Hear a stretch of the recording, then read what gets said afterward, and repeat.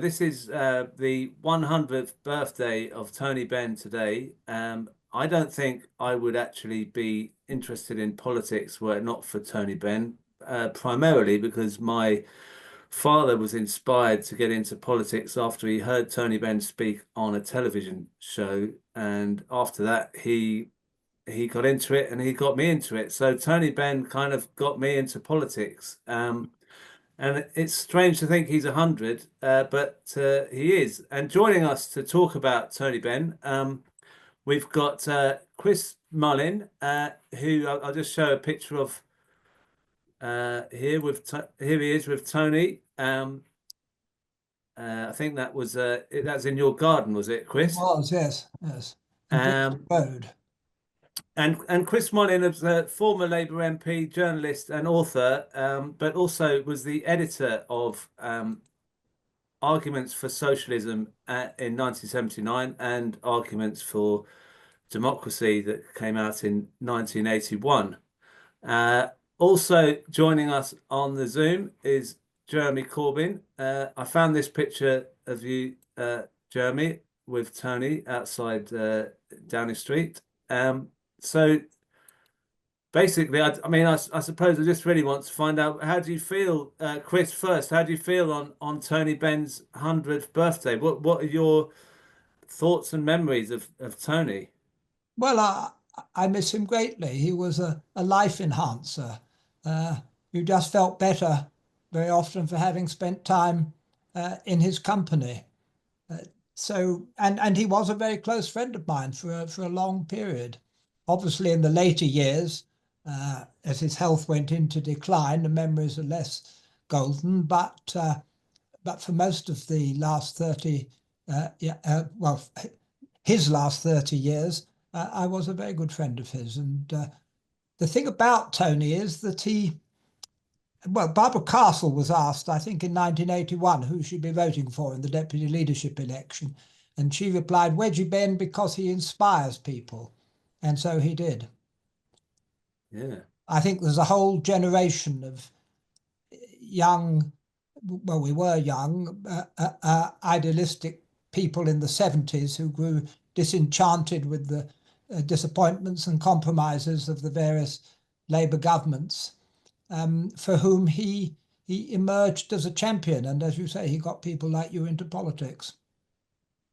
Yeah, I mean, Jeremy, what was your what are your memories of Tony? Did he inspire you before you met him? Had you been inspired by him before you met him? I don't know what happened with you. I first met Tony in 1970 at the Labour Party conference, and he did actually quite a small meeting of what was then the Labour and Industry Group, and he just described his life as a cabinet minister in the 64 to 70 government and the limits of power of governments compared to global corporations, which I thought was, to me, an amazingly candid description of the powers that ministers think they have and often don't really have at all.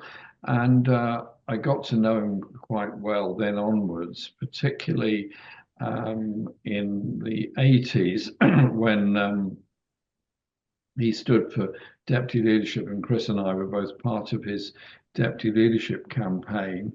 And the most abiding memory I have of Tony, there are many, but one was in 74, after Labour won the election and he became Secretary of State for Industry. And he was trying to bring in a comprehensive industry act, which was about public ownership, workers' rights, and a lot of very good stuff. And he was having trouble convincing his civil servants of the value of this. And so he called up the AUEW, Mountain Union of Engineering Workers, where I worked along with Tony Banks, who later became a Labour MP as well.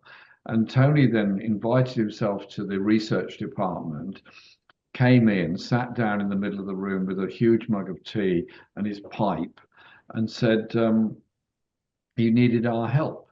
in researching how this bill could come in, what the effects would be on industry, what our views were on workers' control, workers' participation, and all those kind of issues. And would we prepare some papers for him? And then also asked us to come up with a new plan for how British Leyland would operate under public ownership. It was amazing.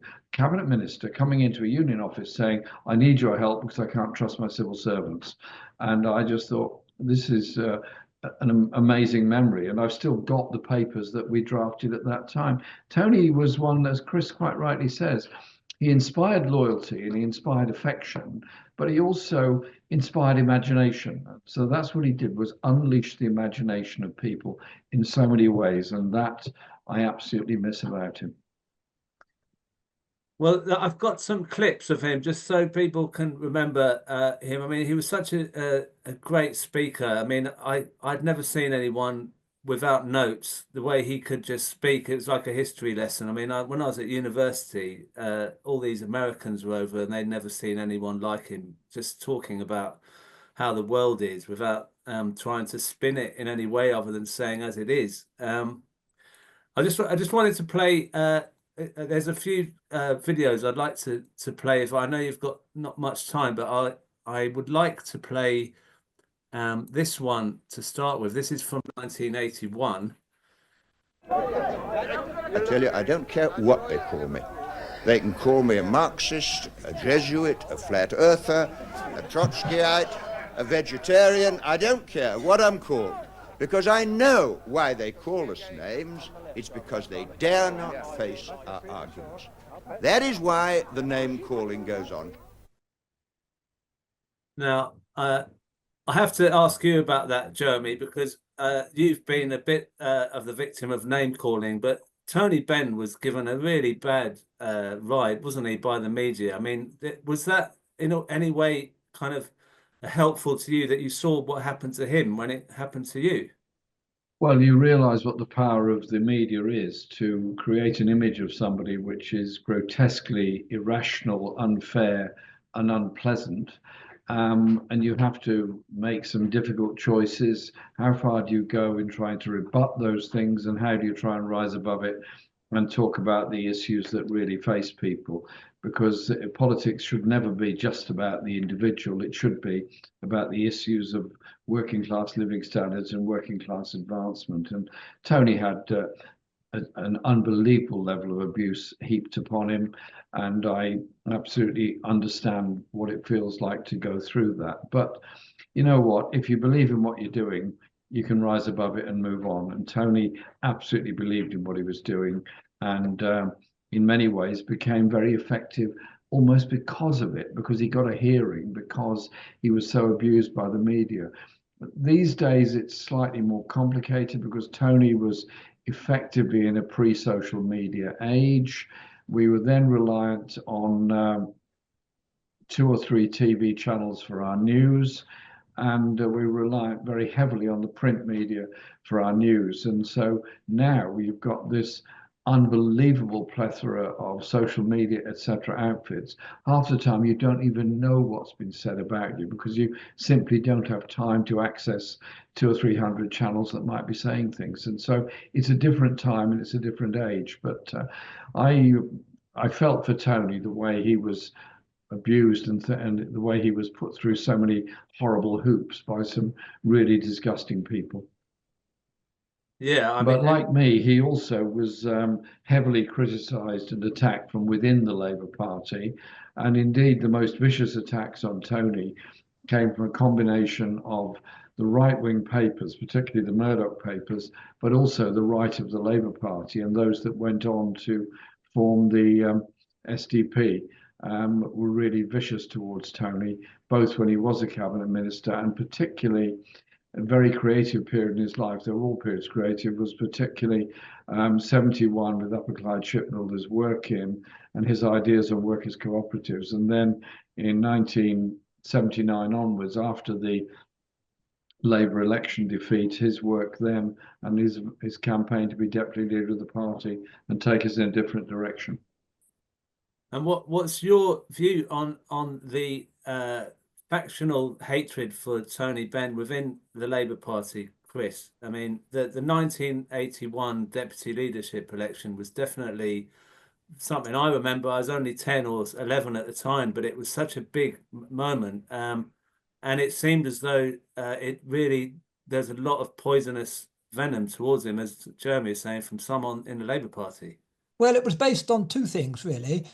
Firstly, that he was an establishment figure, certainly that's where he came from, who had taken quite a different path than the establishment. And I think the establishment were genuinely afraid of him because he'd been in government 12 years, for most of that time in the cabinet. And they thought this is someone who could actually do, if not all, some of the things he was talking about.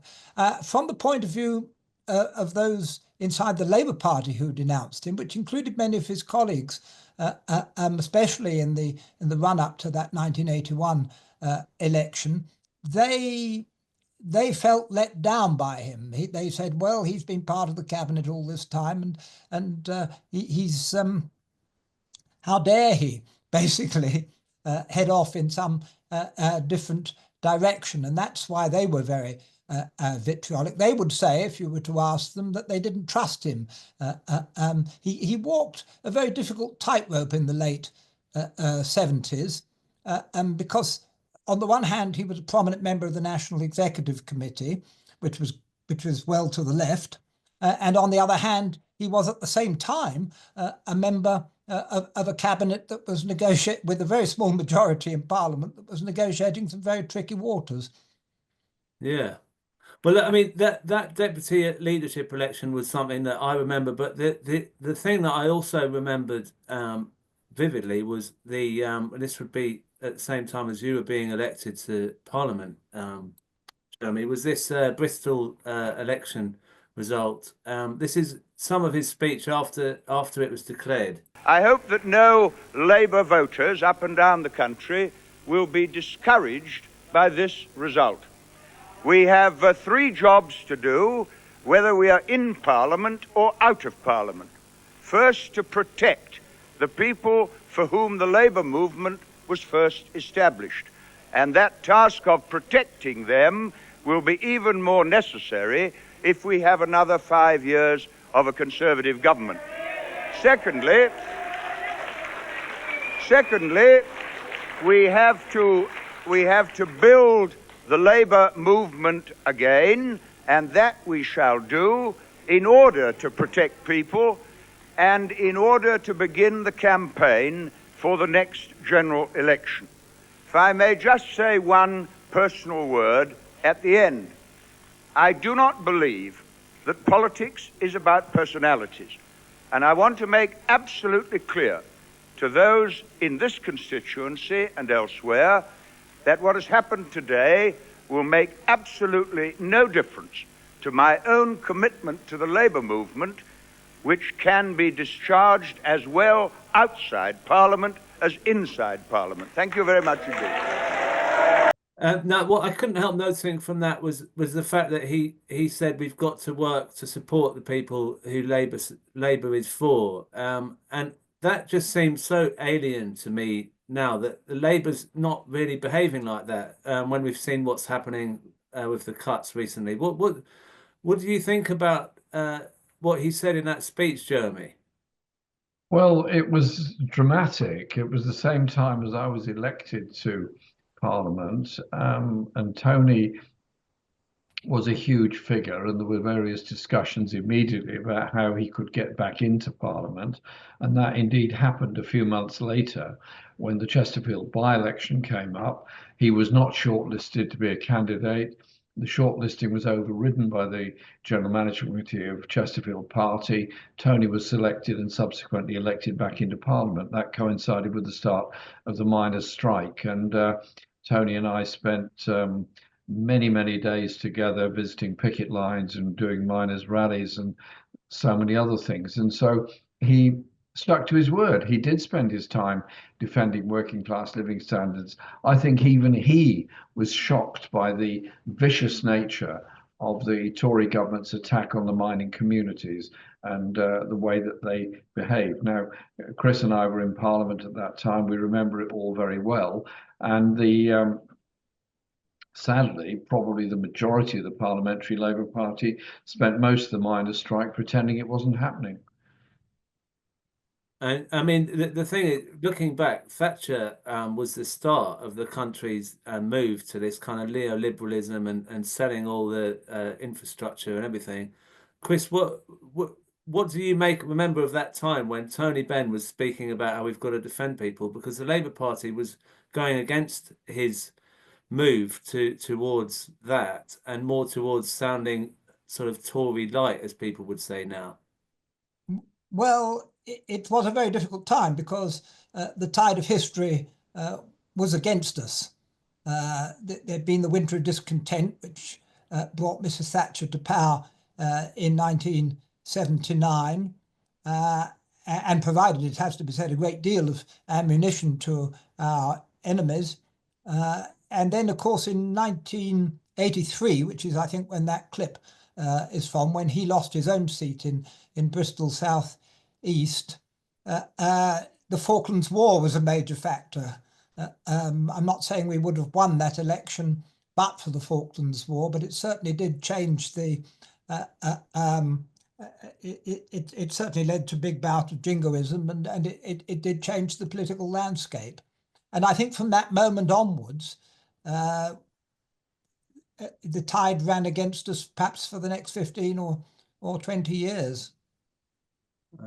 It was quite a massive election then. With hindsight, the 1983 one, I suppose 1979 as well. I think we didn't always realise that 1981 was the high point of the left in the Labour Party, with Tony's very, very narrow defeat for the deputy leadership.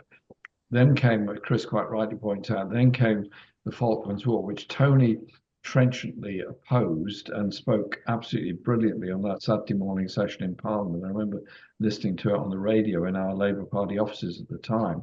But it was also the formation of the SDP, which took, I think, 26% of the vote or something like that in the 1983 election. And whilst Labour retained a lot of seats, it was on a very small majority over the SDP on the national vote. And Chris is right, it took a long time to recover from all of that. But Tony was in Parliament from 84 onwards, and I think played a massive role in Parliament right up to the time when he retired from Parliament, particularly obviously the miners' strike, but also on international politics, so opposition to the Gulf War and Afghanistan, and then after he stepped out from Parliament, obviously opposition to the Iraq War as well.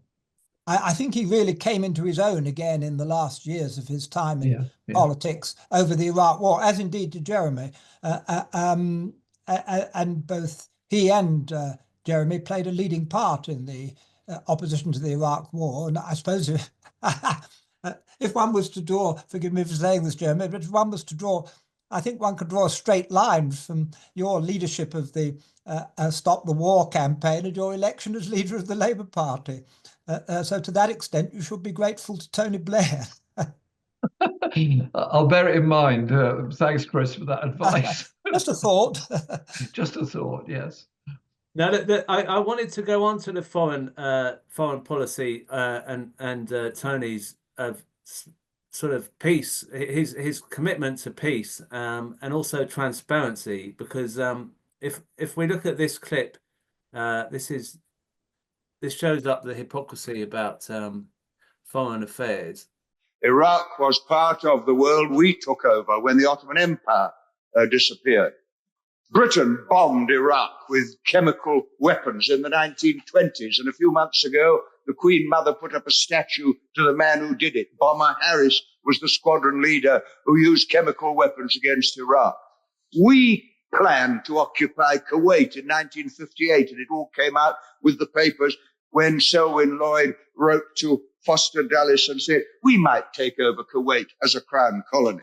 And the double standards of British policy in the Middle East is the thing that will be noticed by anyone in the Arab world who reads this debate. We didn't take the view we did about Kuwait when Turkey invaded Cyprus, when the occupied territories were taken over by Israel.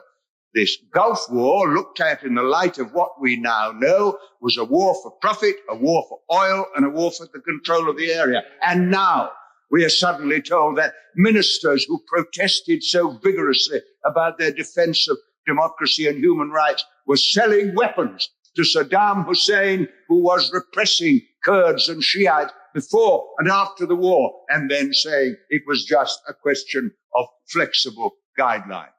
200,000 Iraqis were killed last year by forces, including our own. 150,000 Iraqi babies under 5 were expected to die by the Harvard medical team that looked at the bombing of the water supply by British, American, and French bombers.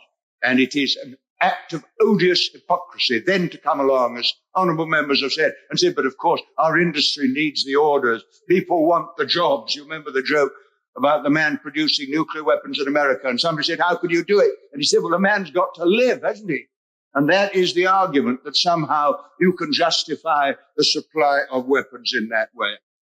The international arms trade is a greater threat to world peace than the AIDS epidemic or the drugs trade, because it's supported by governments. It props up dictators, the Shah, Batista, Marcos, Papadoc, all these people, Pinochet, props them up, and they get the weapons to crush their own people in the interests of keeping down their own people, so that the multinationals can make a profit from the superpowers that sell them the weapons. And then, because they bought the weapons, they get into trouble with the IMF, and the IMF comes along and says, cut your social budgets, because you've got to pay the debt on the arms you bought to keep down your own people. Jeremy, I couldn't help thinking that just sounds exactly like what's happening at the moment. The arms trade, you've written a book on this as well. He seems to call things out in Parliament that no one else was doing. Is that just my impression, or is that how it was? Because the other MPs don't seem that interested in it. Tony and I worked closely on this, and as you quite rightly say, we've just produced this book through the Peace and Justice Project, The Monstrous Anger of the Guns, and the arms trade is now $2.4 trillion globally, far more than it was when Tony was speaking against the Gulf War at that time, and he's quite right about the hypocrisy and double standards that go with it. And so his speeches against the Gulf War were incredibly powerful, but in reality, the effect in Parliament was very limited. I think I'm right in saying there was only 17 of us voted against the Gulf War in 1990, 1990-91, that period. But I think we're talking Tony's internationalism. It was something that was there all his life. He was one of the few MPs to very bravely speak up against the British atrocities in Kenya in the 1950s. He, along with Fenner Brockway and others, founded the Movement for Colonial Freedom, which is now called Liberation, and exposed the concentration camps that the British had erected in Kenya to imprison the Mau Mau people. And as his life went on, Tony became more and more aware and informed about international affairs. And he was always fascinated about visitors that came to Parliament from different parts of the world, and always in the search of knowledge. And I just got this very vivid memory of just a very short time before he died. I'd been on a visit to the Western Sahara, the Moroccan occupied part of the Western Sahara. I'd been to the refugee camps before. And I came back and I went straight to the hospital where Tony was, went to see him in his room, talked to him, because he was fascinated. He said, where have you been? What's going on? What did you find out? And I told him, and so on. And then he became quite sleepy and fell asleep. And so I looked around the room at the other people in the room, and I said, well, very quietly, I said, I think best we go now and just let Tony rest a bit. And so I crept out, and the door was just adjacent to his bed. And as I'm just closing the door, he suddenly wakes up and says, Jeremy, you haven't finished explaining what happened in the Western Sahara yet. Will you please come back and finish the description? So there was a man literally on his deathbed who wanted to know the plight of people in different parts of the world, the eternal thirst for knowledge and information was something that was so inspiring in his life. Yeah. What do you remember of him, Chris, on that?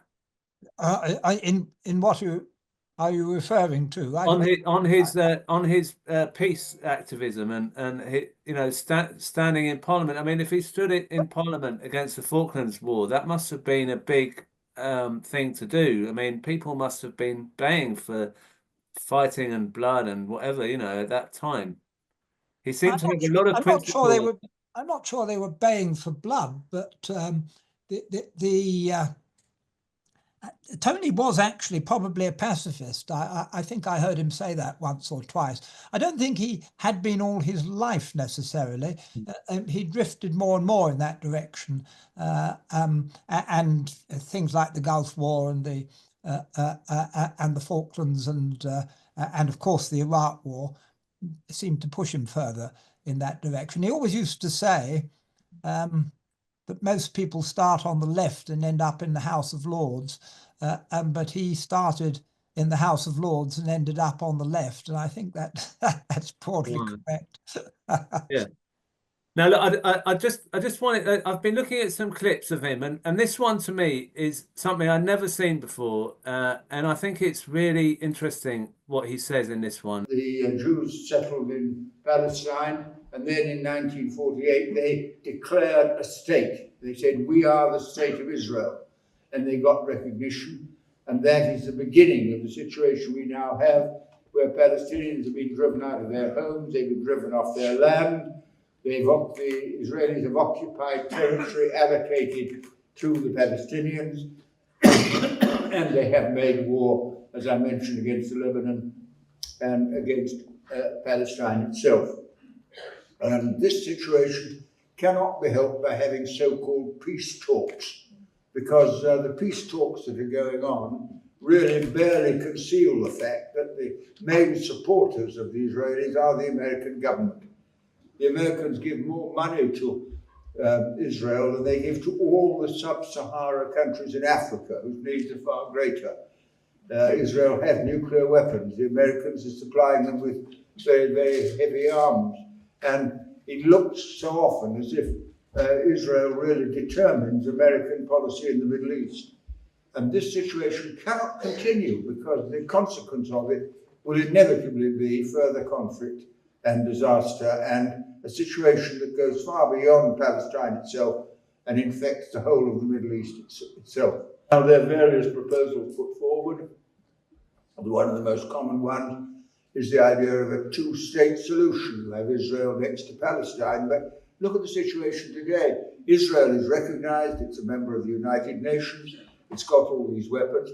The Palestinians have no state. And I must say, if the two-state solution, which I have doubts about, is to come forward, the Palestinians must have a state. Palestine is not recognized in the United Nations. Palestine has no legal status in the world. It's just pleading for justice against an oppressive colonial regime. And it may be, and there are many who take this view, and I've taken it for a long time, that the answer is a single state, where Jews and Palestinians will live together, and I think that probably offers us the best hope. But to do that means you have to dissolve Zionism, and Zionism is, of course, the cause of the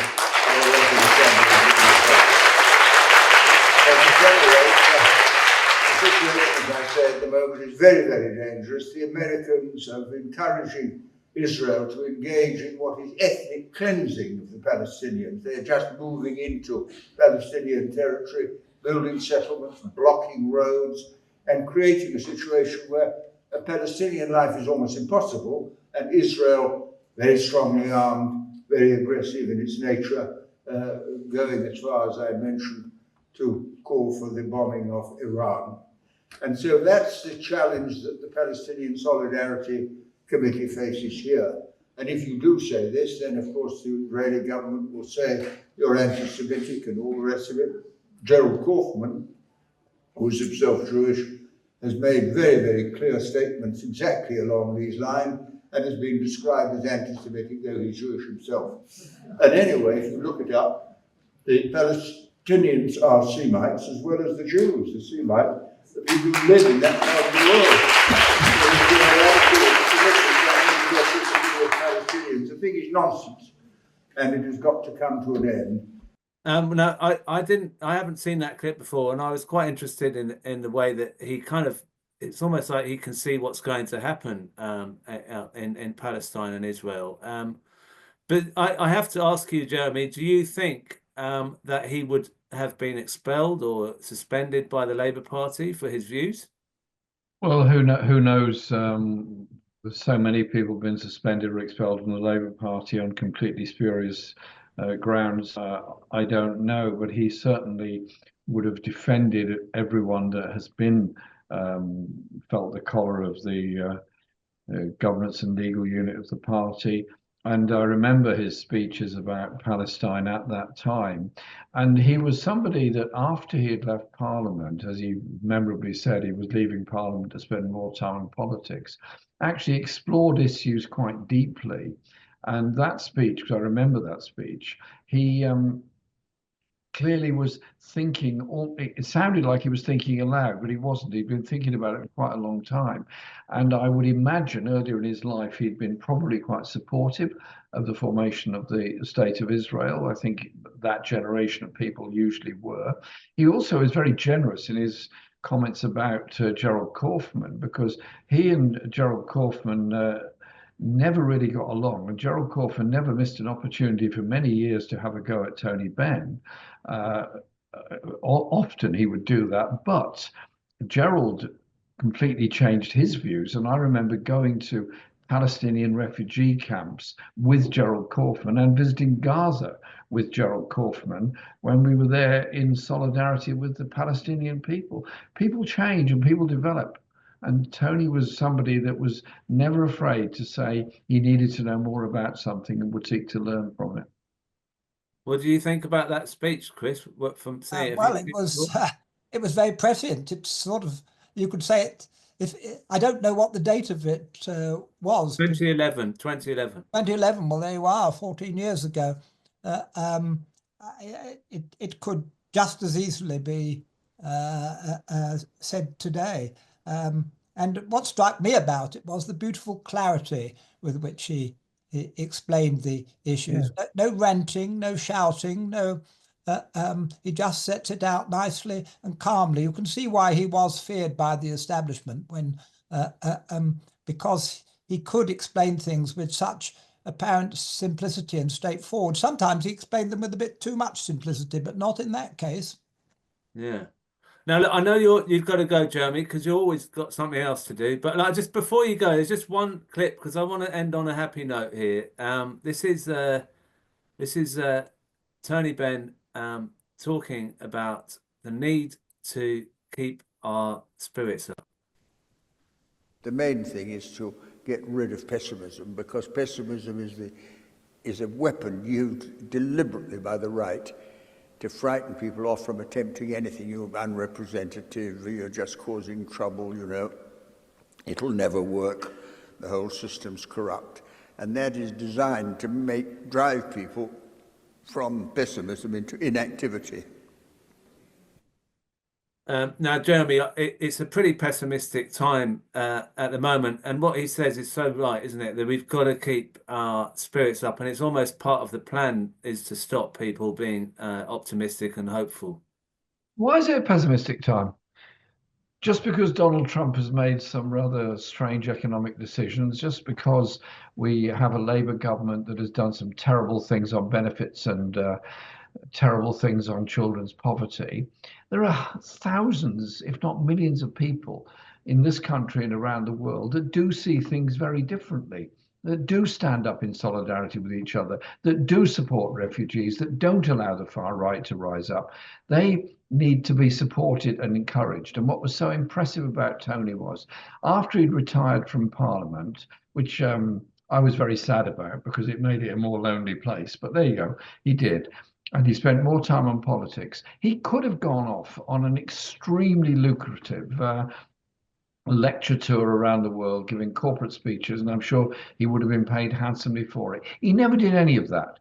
He went round literature festivals. He went around political meetings. He went to meet people going through difficult times, and he then listened and spoke up for them. And so right to the end of his life, he was going around spreading hope and determination. And I loved some of the ways he was attacked, particularly when he was making he was very good at the mixed messages whilst a cabinet minister.